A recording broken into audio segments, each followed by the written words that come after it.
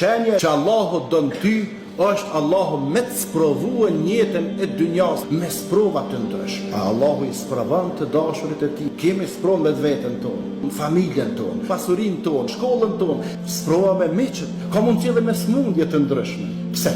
Pse këto sprova? Sepse po dën Allahu me çito sprova me të pastruar ty. Nuk po dën ty me të pa me gjenahe. O robi Zotit, po dën Zoti jot me të pa gjenahe. Edhe me arë momentin fund, me ta marrë me leku i vdekjes shpirtit, e pa asnjë gjuna me shku të Zot. Allah na boft, të mos me neve dhe ju me shku pa gjenahe.